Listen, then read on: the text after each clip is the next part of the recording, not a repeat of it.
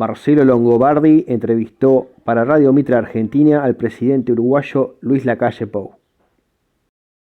El presidente Luis Lacalle Pou. Presidente, buen día. Buen día, un gustazo estar con ustedes.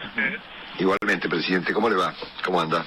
Bien, estaba amargueando y hoy entreno un poco más tarde, así podía conversar con ustedes. Amargueando es tomar mate, digamos. Sí, acá de este lado sí, tomar mate amargo. Exactamente. Bueno, me ha pasado esta cosa tan rara, ¿no? De entrevistar a su padre, presidente, y a usted, presidente, ¿no? A su hijo, ¿no? Capaz que arrancó muy joven usted.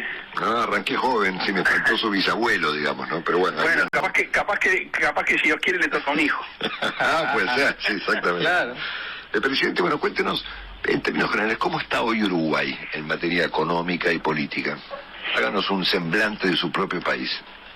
A ver, una previa. Cuando los uruguayos hablamos extramuros, somos muy benevolentes con nuestro país. Es una reacción casi adquirida. Lo segundo, soy presidente de todos los uruguayos, con lo cual hay algunas críticas o algunos conceptos que trato de no profundizarlos, justamente porque trato de ser una persona unión. Sin perjuicio de ello, hay datos objetivos pre-pandemia que se arrastran desde el 2015 aproximadamente, un poquito antes. Capaz que en el 2012 se empezaron a ver, pero en el 2015 se agudizan y terminan en el 2019 con un país endeudado, con un déficit del entorno del 5%, con una inflación por fuera del rango meta por encima del 8%, un desempleo arriba del 10%, la deuda uruguaya creciendo y los motores de la economía bastante a menos de media máquina. Se nota y se ve en los procesos de inversión nacional.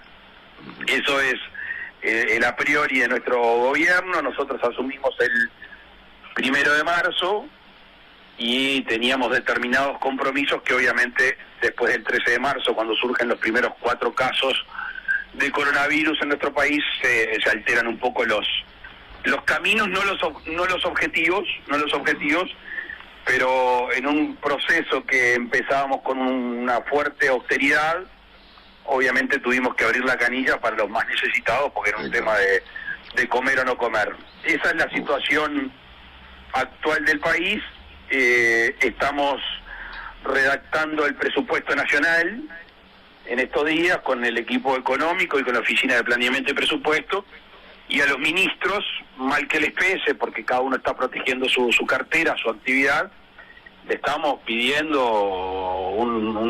una austeridad muy importante. No podemos seguir trasladando costos del Estado a los uruguayos, porque los uruguayos ya pagan demasiado su contribución al Estado vía impuestos, vía tarifas, vía precios, así que estamos en ese, no dilema, porque lo tenemos claro, pero en esa negociación que no es fácil cuando tenés determinados gastos que son estructurales, y ahí es donde nosotros hacemos mucho hincapié entre la diferencia, en la diferencia entre gobernar y administrar. Administrar es tomar los objetos que uno ya tiene y invertirlos, cambiarlos, modificarlos, y gobernar es traer cosas nuevas, sacar algunas que no son las adecuadas, y bueno, estamos en ese proceso de equipo con el gobierno. Presidente, me queda poco por preguntarle después del reportaje fantástico. Sí, le pido disculpas, yo le dije a mi producción que le avise a todos, pero bueno.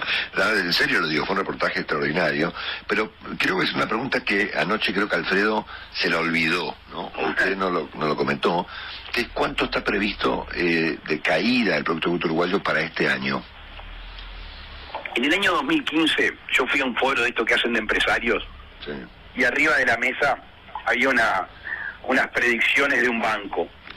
Y la leí con cierta curiosidad, eran del año 2015, 2016, 2017, 2018 y 2019. Y le saqué una foto y lo guardé en mi celular. Al tiempo vi unas proyecciones del Fondo Monetario Internacional para esos mismos años. Y le saqué una foto porque la verdad que tuve cierta curiosidad. Ni las del banco de esa vez, ni las del fondo se cumplieron. claro, Porque hoy es cada vez más difícil prever. Y en ese sentido, depende de lo que uno lea, hay quienes dicen que va a caer un 3 y hay quienes dicen que va a caer un 6. Yo me afilio más a la primer tesis, entre otras cosas, porque podemos ser actores para que eso, para que esa caída se modere, pero que va a haber una caída, la va a haber, como de todo el mundo. Eso genera, obviamente, dificultades económicas a mediano plazo, pero a corto plazo nos da la enorme posibilidad de hacer cambios estructurales en el país. Claro. Y eso es justamente lo que nosotros estamos hablando. Fíjese, presidente, que Uruguay estaría cayendo dentro de los parámetros más o menos mundiales, siendo que el mundo preveía crecer 3 y va a caer 3 en promedio, ¿no? Ahora, ¿cómo nos puede afectar a los uruguayos que Argentina caiga 20? A nosotros, si Argentina o Brasil están mal, es una mala noticia. Es una mala noticia. Nuestro segundo socio comercial es Brasil. Y con la Argentina, que es donde nos suministra la mayor cantidad de turistas, donde esté mal no vienen. Saquemos la pandemia de por medio, ¿no? Cierre de fronteras, etcétera. Entonces, nosotros queremos tener un vecindario próspero, un vecindario rico, un vecindario libre y obviamente un vecindario con poco proteccionismo, porque eso es una de las consecuencias que puede llegar a tener esta crisis, lo que estamos viendo a nivel del mundo. Empieza por protegernos, es lógico que los gobernantes quieran proteger a su pueblo, a su gente, desde el punto de vista de la salud, obviamente también desde el punto de vista económico, y eso puede derivar en la tentación proteccionista, sobre todo en los países que pueden ser no autosuficientes, pero bueno, del estilo. Y a nosotros, que necesitamos un mundo abierto, eso nos puede complicar. Entonces, quizá desde el punto de vista diplomático y político, hablar mucho, conversar mucho con todo el mundo, pero sobre todo con la región, para que esas tentaciones proteccionistas no cuarten nuestra libertad de emprender extramuros. El presidente, dentro del menú de opciones que tiene sobre su mesa, no está subir impuestos. Yo hice un compromiso electoral y me gusta cumplir con mi palabra, porque como yo quiero la política y la cuido, y esencialmente se basa en la confianza que los electores tienen al momento de elegir. Segundo, porque es inconveniente a todas luces. Esta es una discusión que yo vengo dando hace mucho tiempo, la di en campaña, es que si ya tenemos una economía en la cual los hogares y además quienes emprenden están con el agua al cuello, estoy hablando de los medios altos, imagínense los pequeños, generar más impuestos tiene efectos recesivos. Ahora, la pregunta que nos hacemos, o mejor dicho, la que tenemos que contestar, y yo lo hablaba el otro día con la ministra de Economía, que me trajo toda su rosario de quejas, de razonables de la situación, terminaba con dos caminos bien claros. No hay un camino en medio. No digo la fácil, pero la obvia es, hay que poner impuestos. Y la otra es, hay que achicar el Estado. Y hay que achicar por el músculo, no, hay que achicar por la grasa. Y lo que se necesita en eso es un respaldo del presidente de la República, porque el ministro solo o la ministra solo no lo puede hacer. Entonces, claro, lo que le decía al principio, estamos en un proceso que no es fácil, porque cuando uno empieza a entrar en cada inciso, yo al ministro del Interior le tengo que decir, es una camioneta menos para patrullar. Yo al ministro de Salud Pública vamos a ser más eficientes en los traslados de ambulancia. Al ministro de Vivienda bueno, hay que demorar menos en las obras, así pagamos menos jornales. O sea, cuando uno lo baja a la realidad, cuando venimos con un gasto muy voluminoso del gobierno pasado, no es fácil. Pero el camino es uno u otro, y yo ya tengo clarísimo cuál es el camino, que es el Estado tiene que hacer régimen. Acá le presento a algún compañero, le voy a presentar a algunos compañeros del programa. Está Guillermo Coan preguntándole al presidente. ¿Qué tal, Guillermo? Un gusto. Buen día, presidente. Un gusto muy grande.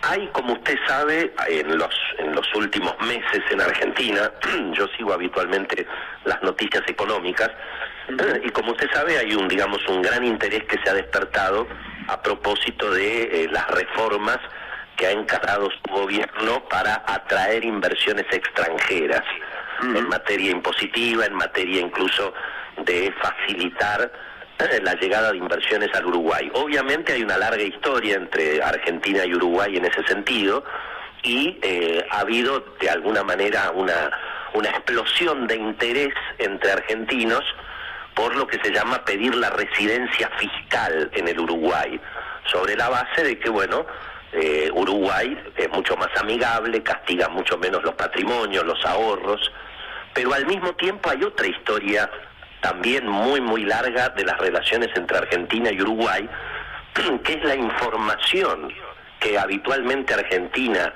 dice que le pide a Uruguay, y esto ha ocurrido con varios gobiernos, también con el gobierno anterior del presidente Macri, en el sentido de cuáles son las inversiones que los argentinos tienen en Uruguay, es decir, cuáles son las inversiones inmobiliarias, las cuentas bancarias. Usted recordará que también hay toda una cuestión internacional respecto de si Uruguay efectivamente informa o no informa respecto de esas inversiones. Me gustaría escucharlo un poco sobre todo este tema, presidente. Creo que la firma de ese tratado recíproco de información fue durante el gobierno del presidente Mujica, si no fue durante el primero del presidente Vázquez. Y ya no discuto la conveniencia o no de ese acuerdo, de hecho está firmado y hay que cumplir con las obligaciones que el Uruguay asume. Con lo cual, lo que ese acuerdo recíproco establezca hay que cumplirlo. ¿Cómo ha sido en la práctica? No lo puedo decir porque ahí yo estoy nosotros estamos en el gobierno desde el 1 de marzo de este año, o sea que, creo que no se trata de descontar. Uruguay no pretende ser un agujero negro. Uruguay pretende ser un país próspero, un país que abra los brazos a la inmigración. Yo lo dije durante la campaña, después que salí electo, tenemos vocación de recibir migración. La hemos recibido desde países que expulsan a su gente, como Venezuela y Cuba, como le ha pasado a la mayoría de países de Latinoamérica. Y ahora estamos en una etapa en la cual el Uruguay necesita incrementar su población. Nosotros no vamos por la plata, vamos por la gente. Que vengan familias a establecerse, familias a progresar, a trabajar, como siempre lo ha sido el Uruguay. De hecho, Argentina ha sido un lugar donde los uruguayos también han ido a desarrollar su vida. Tenemos decenas de miles de uruguayos viviendo en Argentina. Y es lógico, en este mundo moderno cada vez más chico, que la gente elija un país u otro según un momento de su vida o según las condiciones económicas y políticas. ¿Qué hicimos nosotros? Llevamos los cánones de aceptación de residencias fiscales casi a lo que tiene Portugal, que pertenece a la OCDE y que legítimamente ha dicho, para ser residente fiscal de nuestro país se requiere tanto patrimonio, tantos días de residencia, etcétera, etcétera. Uruguay casi que hoy está con los límites que tiene previsto Portugal para la residencia fiscal. Presidente Marcelo Longobardi de vuelta. Uruguay tiene, si yo no me equivoco, unos 3,5 millones de habitantes, ¿puede ser un poquito más? Sí, estamos ahí pegando el palo. Ok. Y han tenido, apenas 997 casos, por lo menos hasta ayer, de coronavirus confirmados y 31 personas fallecidas. Yo me imagino que el virus no sabe si está en Uruguay, en la ciudad de Buenos Aires o en la provincia de Buenos Aires, y no distingue a países grandes de países chicos, ataca o no ataca, ¿no? Uruguay parece ser un ejemplo de un país que ha logrado tener muy pocos casos sin cuarentena estricta, ¿no? Usted puede explicarnos, si es que pudo entenderlo, porque por ahí obviamente son fenómenos que aún no están resueltos, ¿Qué fue lo que pasó en Uruguay para que se dé esta ecuación tan particular de no cuarentena y pocos casos? El virus no sabe que está en Uruguay, pero los uruguayos saben que el virus está en nuestro país. Y eso fue una toma de conciencia impresionante.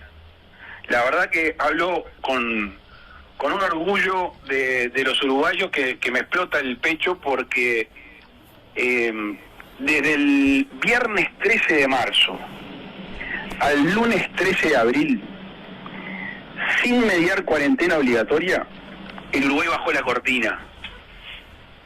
Una reacción social de cuidado, de solidaridad, que impactó.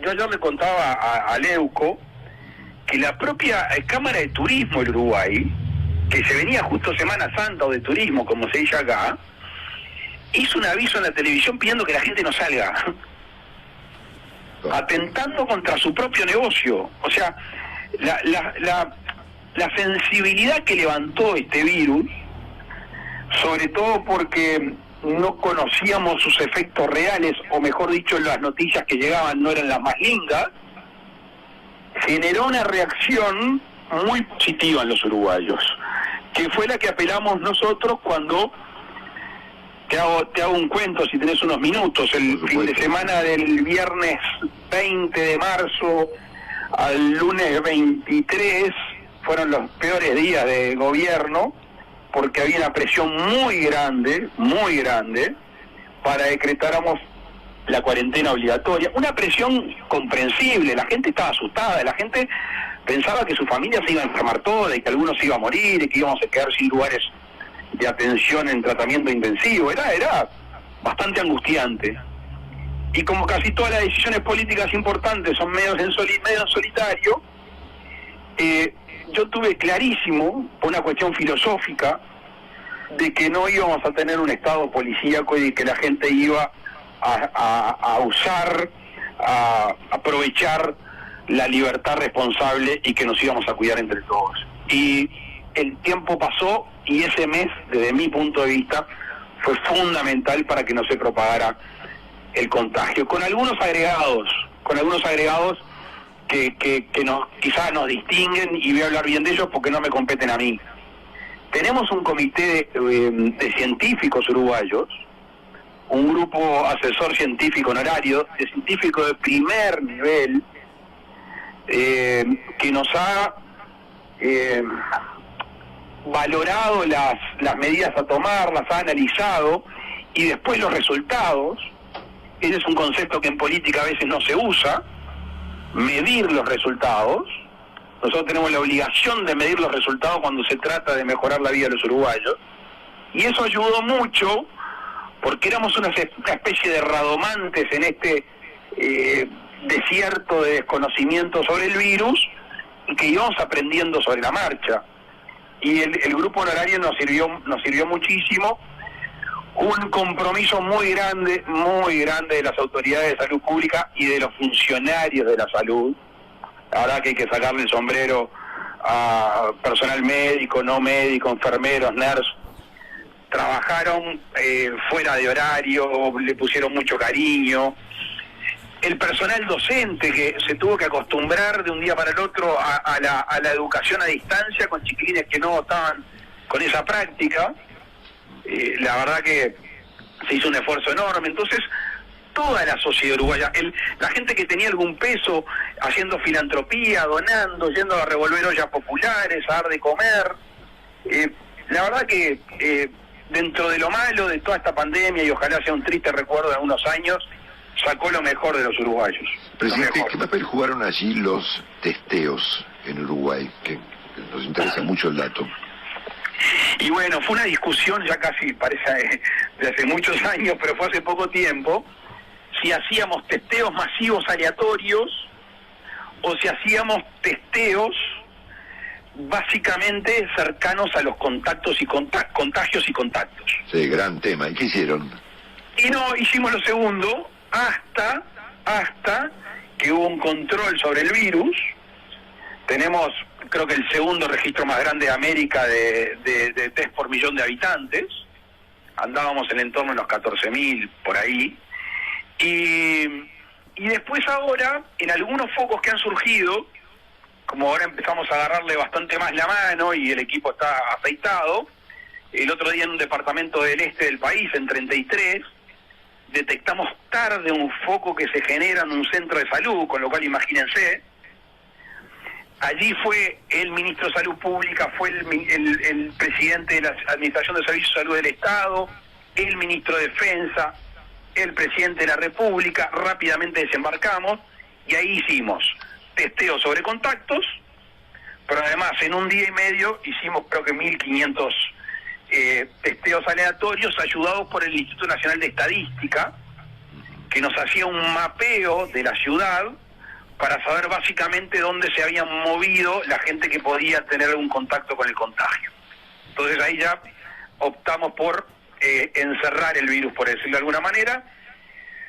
Tuvo un rebrote en términos uruguayos muy importante, 35, 40, 80 casos, y hace una semana o 4 o 5 días que viene 0 casos, 1 caso, 0 casos, 1 caso, porque pudimos, con esos dos mecanismos combinados, que la gente se confine, que la gente asuma la responsabilidad, y si vas a 33 hoy, la gente anda con tapaboca, está con el distanciamiento físico sostenido, etcétera, etcétera.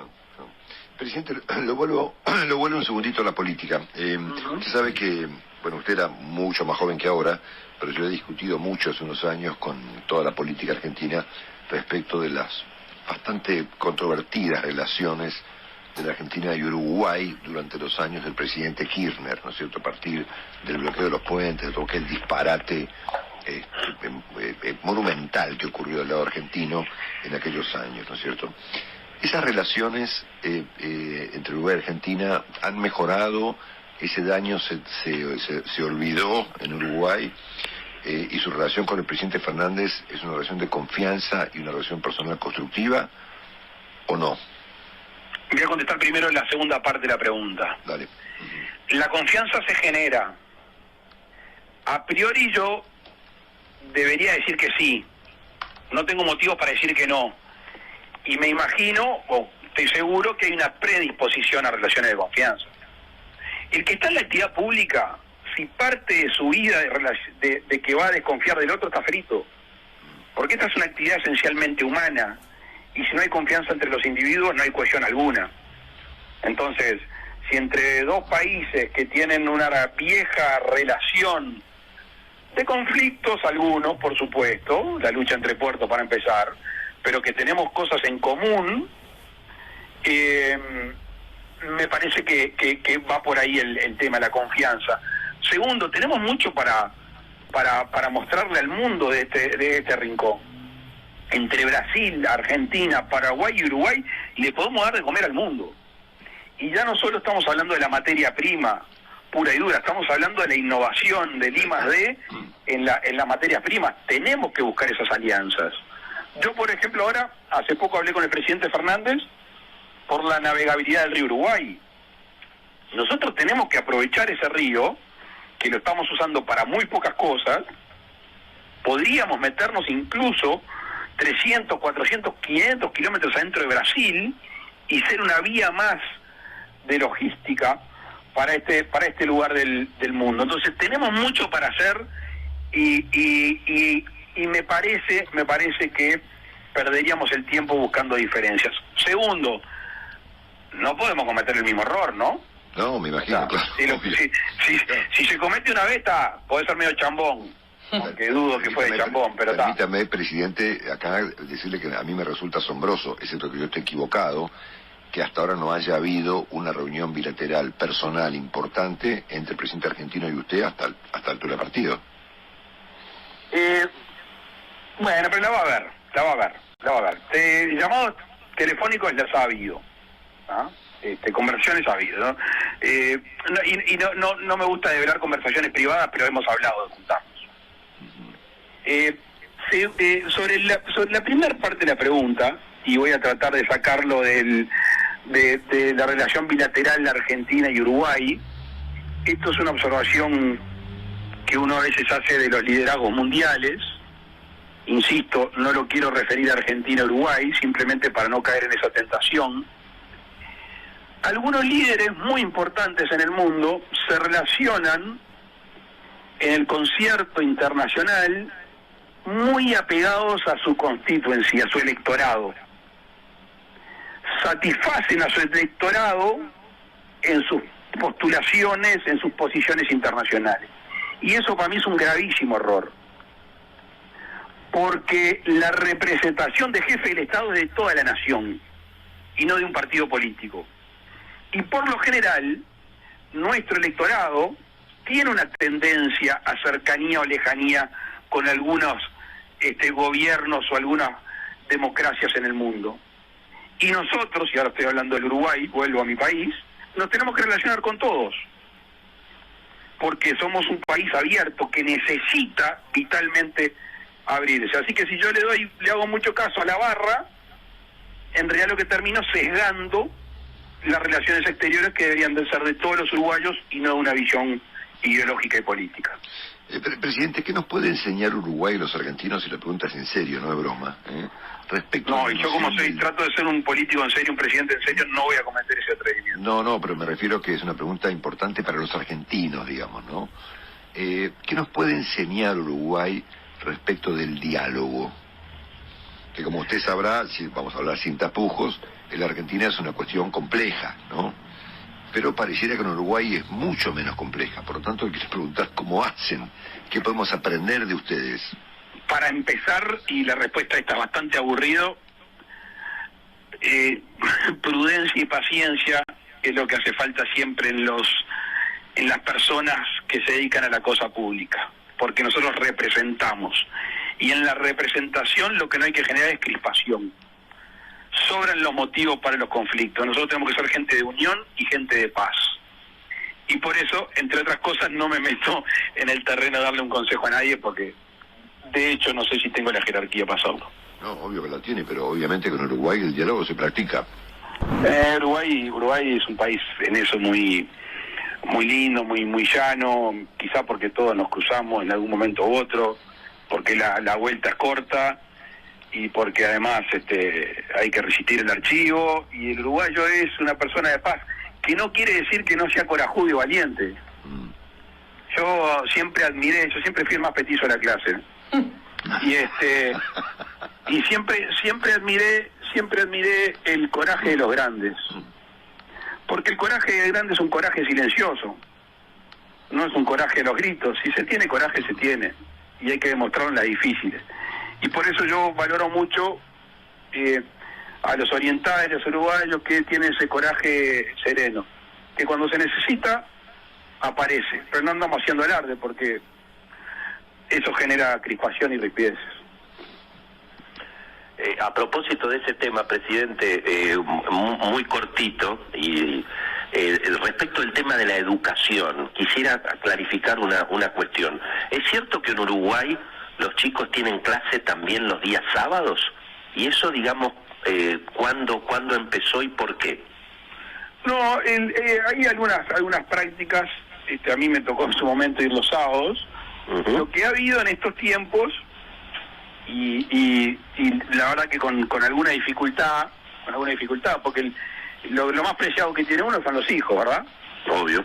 Y con toda esta pandemia, en la incertidumbre, yo entiendo que muchos padres no quieren mandar a sus chicos a estudiar. Yo estoy hablando antes de la pandemia. No. Depende de la institución y depende del régimen, pero no, básicamente no. Ok, perfecto. Presidente, por último, ¿cuándo cree que los argentinos podemos viajar libremente al Uruguay? ¿Cómo están las cosas hoy? Créanme que estamos deseando que lo puedan hacer. Entre otras cosas porque hay un interés económico fundamental que deriva en un interés social, que es la temporada turística. Y la temporada turística en nuestro país, con argentinos es una cosa y sin argentinos es otra distinta, ¿no? Sí, sensiblemente menor. Entonces, ahora lo que nosotros nos vamos a afectar es la salud nacional. Hay algún viaje en barco, hay cruce en el puente con una flexibilización del decreto, alguna perforación del decreto de cierre de fronteras que tiene que ser justificado, y que por suerte en el barco se está haciendo un test antes y se hace un test después, Hoy el que venga a Uruguay tiene que meter cuarentena de 7 días, venir hisopado y hisoparse 7 días después, con lo cual el cruce cotidiano, esporádico, es muy difícil por ahora. Créame que es uno de mis grandes desvelos, abrir la frontera con Argentina, y después el otro desvelo que tenemos es nuestra frontera seca con Brasil, que si uno ve dónde han surgido muchos de los contagios, vienen de Brasil. Entonces, estamos con mucha precaución, pero también al mismo tiempo nuestra economía necesita del flujo de argentinos y brasileños. Entonces estamos tratando de mantener un justo equilibrio que no siempre es fácil. Bueno, muy bien. Estamos escuchando al presidente uruguayo, el señor Luis Alberto Lacalle Pou. Le mandamos, presidente, un abrazo. Estaremos en contacto, espero que más seguido. Y gracias por estos minutos. Y fue un placer realmente escucharlo. Gracias, realmente. Gracias a ustedes y a las órdenes. Que anden muy bien. Realmente. El presidente del Uruguay, el señor Luis Lacalle Pou, con nosotros.